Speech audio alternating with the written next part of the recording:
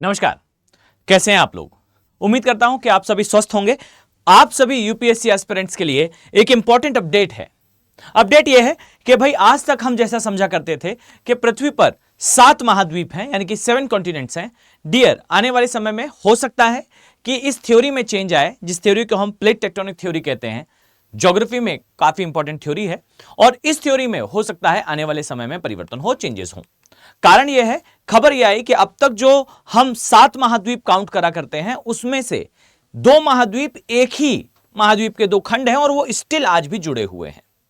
I think आप सभी को अंदाजा लग रहा होगा, मैं बात कर रहा हूं हमारे यूरोप का जो हिस्सा है, अर्थात वो सेक्शन जो आपको यूरोप के फॉर्म में इस प्रकार से दिखाई देता है। इस सेक्शन का नॉर्थ अमेरिका के साथ कनेक्टेड होना वाया ग्रीनलैंड, अर्थात ग्रीनलैंड के माध्यम से आप इस नक्शे पर शायद और बेहतर तरीके से देख पाएंगे कि यहां पर जो आपको यूरोप दिख रहा है इस तरीके से, फाइन, ये यूरोप का सेक्शन, यहां पर नॉर्थ अमेरिका का सेक्शन है। इसके साथ बेसिकली इसके अर्थात ग्रीनलैंड, यहां पर आइसलैंड है और अभी से कुछ देर में मैं आपको एक और आइलैंड से परिचित कराऊंगा जिसका नाम फैरो आइलैंड है, FAROW, फैरो आइलैंड से, फाइन।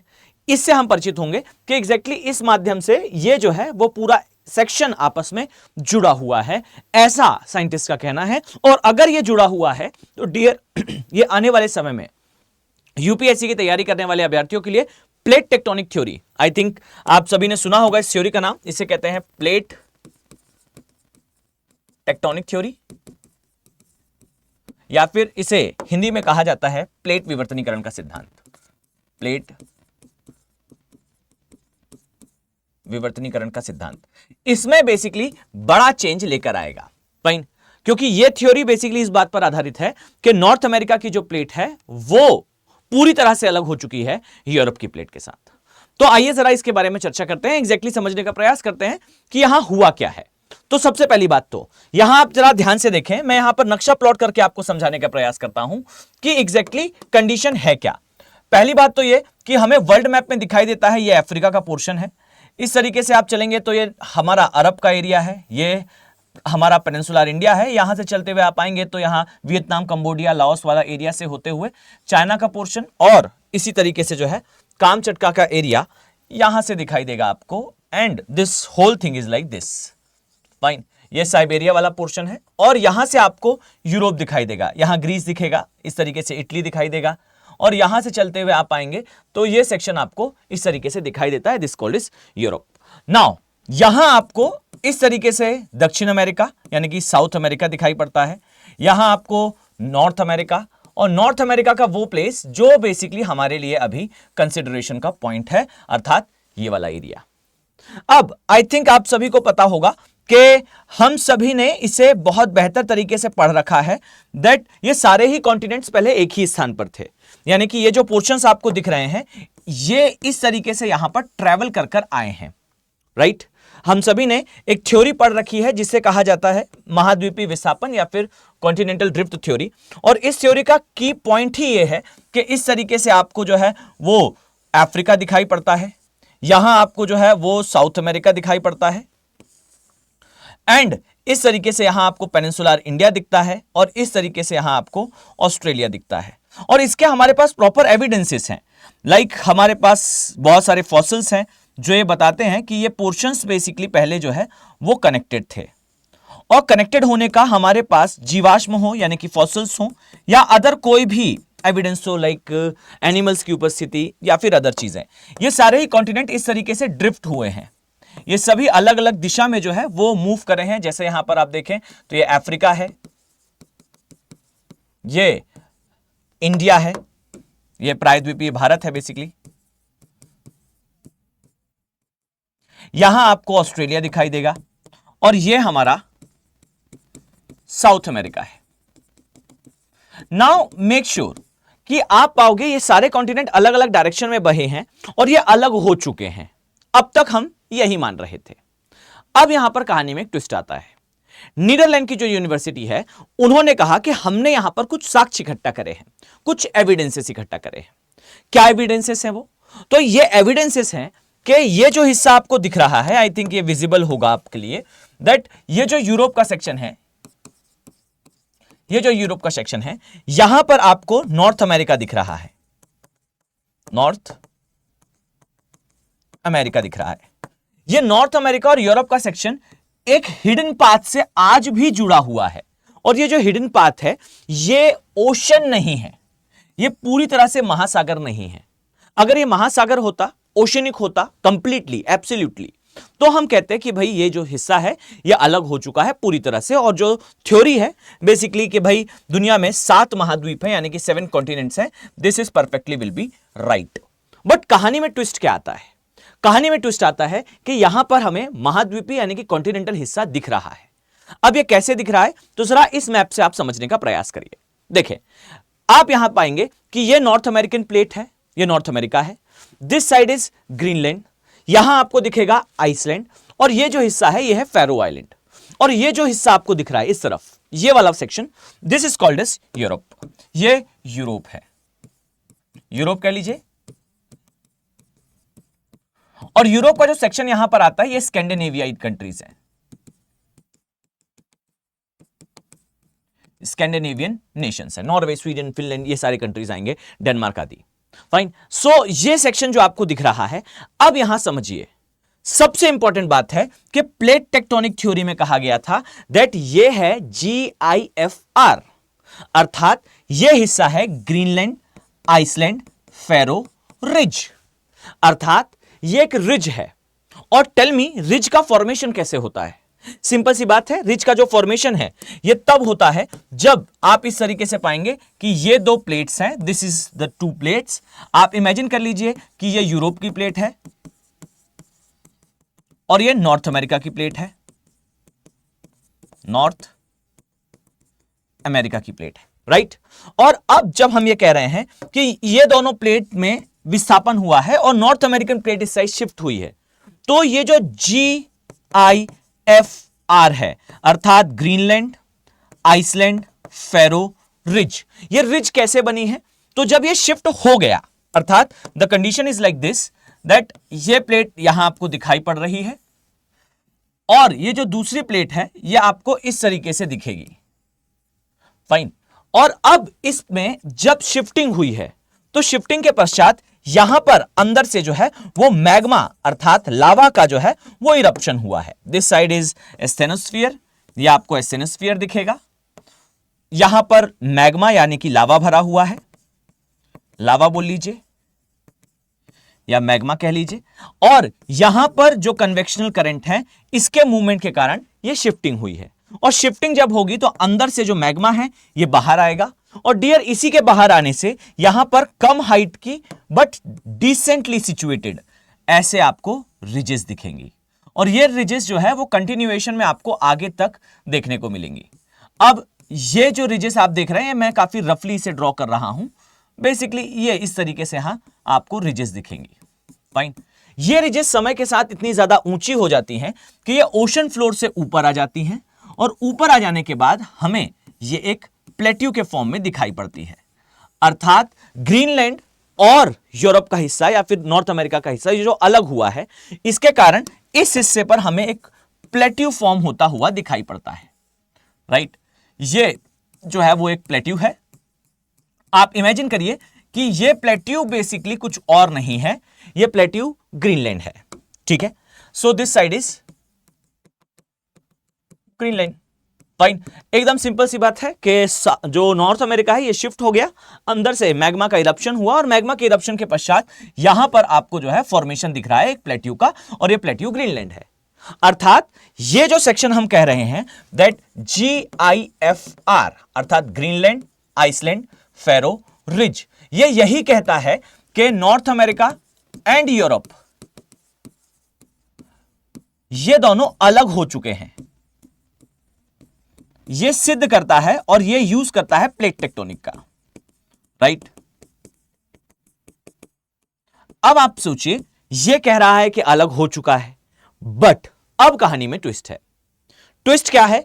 तो ट्विस्ट है is a word called rifted oceanic, यहां पर मैंने मेंशन भी कर रखा है अगर आप चाहें तो, रिफ्टेड ओशनिक मैग्मेट प्लेट्यू। अब ये मैग्मेटिक या फिर मैग्मा प्लेट्यू है क्या? ROMP कहा जाता है इसे, rifted oceanic magma plateau. Fine, rifted oceanic magma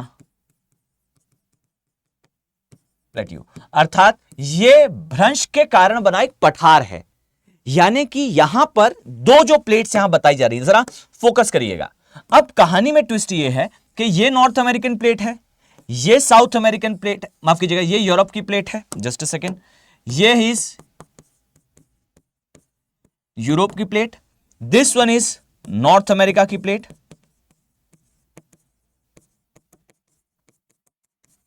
और यहां पर यह कहा जा रहा है कि देखिए ये जो सेपरेशन है ये कंप्लीट नहीं हुआ है। फाइन, ये अभी भी अंदर से ऐसे जुड़े हुए हैं और यहां पर जमीन में फॉल्टिंग हुई है। और इस फॉल्टिंग के कारण बेसिकली यहां पर फॉल्टिंग हुई है और इस फॉल्टिंग के कारण बेसिकली कहीं से जमीन के अंदर से मैग्मा होते हुए बाहर आया है। फाइन, और यह मैग्मा यहां से इस तरीके से पूरे एरिया में ऐसे बाहर आ रहा है और इस पूरे ही एरिया में बाहर आने से समय के साथ यहां पर एक प्लेट्यू बन गया है और ऐसे ही बाहर आने के कारण यहां पर फेरो आइलैंड्स बन गए हैं। ओके, सो अगर मैं इसे थोड़ा सा आपके लिए ज्यादा अंडरस्टैंडेबल मैनर में चेंज करूं, so things will be like this, कि ये वाला पोर्शन ऐसा है, यहां पर अगर मैं इसे थोड़ा एडजस्ट करूं, सो ये पोर्शन कुछ इस प्रकार से है और ये जो हिस्सा आप देख रहे हो ये हिस्सा आपको कुछ इस तरीके से दिखाई पड़ता है। फाइन, यहां पर एक पूरा का पूरा पठार बना हुआ है, यहां पर आइलैंड बना हुआ है और यह हिस्सा इस तरीके से उठा हुआ है। ठीक है, सो अब जो आपको ग्रीनलैंड दिखाई पड़ रहा है, जरा फोकस करिए, यह ग्रीनलैंड कैसा है, जरा 1 मिनट का और समय दें मुझे। सो यह ग्रीनलैंड कैसा है, तो यह ग्रीनलैंड अब आप देखें यह एक प्लेट्यू के फॉर्म में उपस्थित है, एक पठार के रूप में उपस्थित है, सागर के ऊपर है और यहां पर इसके साथ एक और आइलैंड बना हुआ है। फाइन, ये इस तरीके से यहां पर ये फेरो आइलैंड बना हुआ है। तो यहां पर यह थ्योरी कहती है कि अंदर से ये दोनों ही प्लेटें अभी पूरी तरह से नहीं टूटी हैं, केवल एक फॉल्टिंग हुई है और उस फॉल्टिंग के कारण मैग्मा जो है वो बाहर आने से ग्रीनलैंड आइसलैंड का फॉर्मेशन हो गया है। ग्रीनलैंड एंड आइसलैंड का फॉर्मेशन हो गया है, ग्रीनलैंड, आइसलैंड और फेरो का। यह सारा मैग्मा के इरप्शन से हुआ है और अभी भी सेपरेशन पूरी तरह से कंप्लीट नहीं हुआ है। इसे कहते हैं rifted oceanic magma plateau. Fine, यह फॉल्टिंग की प्रोसेस से भी होता है और इसी का एक एग्जांपल हमारा पेनिनसुलर इंडिया भी है। आपको शायद पता होगा कि हमारा जो इंडिया है ये कुछ इस तरीके से initially was part of Africa, ये अफ्रीका का हिस्सा था इस तरीके से, और यहां से पोर्शन जो है वो टूटकर अलग हुआ है और टूटकर अलग होने के बाद इसमें भी जो है वो फॉल्टिंग की यानी कि प्रोसेस हुई थी। और जो आप डेक्कन प्लेट्यू देखते हो, दक्कन का पठार देखते हो, जो आपको यहां दिखाई देता है इस तरीके से, ये पूरे एरिया में दिखाई पड़ता है, ये डेक्कन प्लेट्यू भी इसी का उदाहरण है। ये जो डेक्कन या दक्कन का पठार है यह भी इसी का उदाहरण है। यानी कि सेपरेट होने के पश्चात भी यह बनता है, यानी कि रिफ्टेड ओशनिक मैग्मा प्लेट्यूज, और यह शिफ्टिंग होने की प्रोसेस में भी यह फॉर्म होता है। तो एक चीज परफेक्ट है दैट अभी साइंटिस्ट इसे पूरी तरह से कंक्लूड नहीं कर पाए हैं, बट यह एक चीज परफेक्ट है कि यहां पर GIFR अर्थात ग्रीनलैंड आइसलैंड फेरो रिज का कंसिडरेशन अगर ROMP अर्थात रिफ्टेड ओशनिक मैग्मा प्लेट्यू के फॉर्म में हो जाए तो यह हिस्सा प्रूफ हो जाएगा कि they are connected with each other. Research चल रही है और इसके लिए खासा इंपॉर्टेंट थिंग है कि जो ग्रीनलैंड के वोल्केनोज हैं अर्थात यहां के जो ज्वालामुखी हैं, इनका अध्ययन बेसिकली ज्योग्राफर्स जो है वो कर रहे हैं। एग्जाम पॉइंट ऑफ व्यू से ये दोनों ही टर्म आपके लिए सुपर अल्ट्रा इंपॉर्टेंट हो जाते हैं। याद रखिए, दो टर्म्स हैं, एक है इज GIFR मतलब कि ग्रीनलैंड आइसलैंड फेरो रिज, और एक है ROMP अर्थात रिफ्टेड ओशनिक मैग्मा प्लेट्यू। उम्मीद कर रहा हूं कि यह इंफॉर्मेशन आपके लिए महत्वपूर्ण होगी, खासा उस समय पर जब जो प्रिलिमिनरी एग्जामिनेशन है ये होने वाला है। ये टॉपिक कॉमनली इंपॉर्टेंट है यूपीएससी पॉइंट ऑफ व्यू से, और अगर आप तैयारी कर रहे हैं और ज्योग्राफी ऑप्शनल के साथ तैयारी करना चाहते हैं तो जरा एक बात और ध्यान से सुनिएगा। आप वीडियो में यहां तक आए हैं, इसका मतलब है कि आपको ज्योग्राफी पसंद है, उसमें इंटरेस्ट है और आप उसे समझ कर पढ़ना चाहते हैं। बच्चों, ये मेरी आप सभी के लिए एडवाइस होगी कि ज्योग्राफी ऑप्शनल के साथ जरूर तैयारी करें। ये एक ऐसा ऑप्शन है जो यूपीएससी के प्री को बहुत ज्यादा डोमिनेट करता है, नो डाउट ऑप्शनल के फॉर्म में ये आपको असिस्टेंस तो देगा ही, पर यूपीएससी के जो प्रिलिमिनरी एग्जामिनेशन में 30 से 35 प्रश्न पूछे जाते हैं हर वर्ष ज्योग्राफी और एनवायरनमेंट से, they are like a peanut for you, आपके लिए बेहद आसान होंगे अगर आपका ऑप्शनल सब्जेक्ट ज्योग्राफी होगा। साथ ही इंटरनेशनल रिलेशन, इंटरनल सिक्योरिटी से लेकर पर्यावरण तक एन नंबर ऑफ प्लेसेस हैं जहां पर इसका कंटेंट आप अपने जीएस में यूज कर सकते हैं। और इवन ज्योग्राफी और एनवायरनमेंट तो is on its own a part of mains, अपने आप में भी मेंस का एक हिस्सा है।